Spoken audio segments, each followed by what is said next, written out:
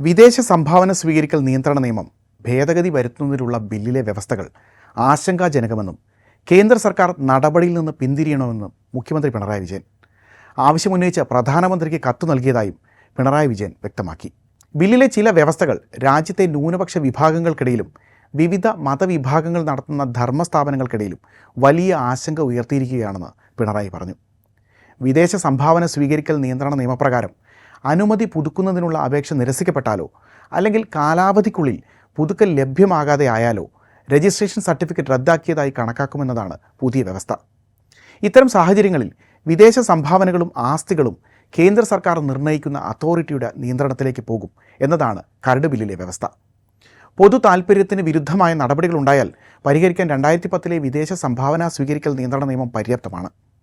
തികച്ചും സാങ്കേതിക കാരണങ്ങളായാൽ പോലും അനുമതി ലഭിക്കുന്നതിൽ കാലതാമസം ഉണ്ടാകുകയോ അപേക്ഷ സമർപ്പിക്കുന്നതിൽ വൈകല്യം സംഭവിക്കുകയോ ചെയ്താൽ ആസ്തികൾ കേന്ദ്ര സർക്കാർ താൽക്കാലികമായി ഏറ്റെടുക്കുന്ന അവസ്ഥയിലേക്കാണ് നിലവിലത്തെ ബില്ല് അനുസരിച്ചുള്ള സാഹചര്യങ്ങൾ വഴിതെളിക്കുക.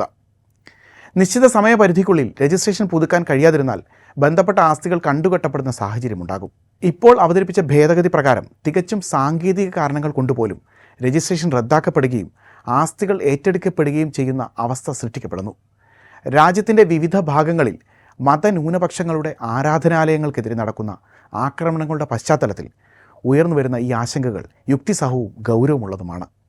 ഇത് സംബന്ധിച്ച് ന്യൂനപക്ഷ വിഭാഗങ്ങൾ ഉൾപ്പെടെ മുന്നോട്ട് വെച്ച ആശങ്കകൾ ദൂരീകരിച്ച ശേഷം വേണം ബില്ലിൻ്റെ തുടർ നടപടി സ്വീകരിക്കാവൂ. കേന്ദ്ര സർക്കാർ ഈ ഭേദഗതിയുമായി മുന്നോട്ട് പോകുന്നതിൽ നിന്ന് പിന്തിരിയണമെന്നും മുഖ്യമന്ത്രി കത്തിൽ ആവശ്യപ്പെടുന്നുണ്ട്. അതേസമയം FCRI ഭേദഗതി ബിൽ ഒരു മതവിഭാഗത്തെയും ലക്ഷ്യം വെച്ചല്ലെന്ന് കേന്ദ്രമന്ത്രി കിരൺ റിജിജുവും വ്യക്തമാക്കുന്നുണ്ട്. വിദേശ ഫണ്ടുകൾ മറ്റൊന്നിനും ഉപയോഗിക്കാതിരിക്കാൻ വേണ്ടിയാണ് നിയമം.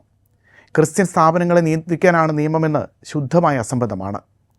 നിയമവിരുദ്ധ ഫണ്ടിംഗ് തടയുക മാത്രമാണ് ലക്ഷ്യമെന്നും നിയമവിരുദ്ധ നടപടികൾ തടയേണ്ടത് സർക്കാരിൻ്റെ ഉത്തരവാദിത്വമാണെന്നും കിരൺ റിജിജു പറഞ്ഞു. ദേശീയ സുരക്ഷയെ ബാധിക്കുന്ന പ്രവർത്തനങ്ങൾക്ക് ഫണ്ടുകൾ ഉപയോഗിച്ചുവെന്ന പരാതികൾ ഉയർന്നിട്ടുണ്ട്. ഇതുകൊണ്ട് മാത്രമാണ് ചില നടപടികൾ എടുക്കുന്നതെന്നും ഒരു മതവിഭാഗത്തിനും എതിരല്ലെന്നും UDF-ഉം CPM-ഉം നുണപ്രചാരണം നിർത്തണമെന്നും കിരൺ റിജിജു ആവശ്യപ്പെട്ടു.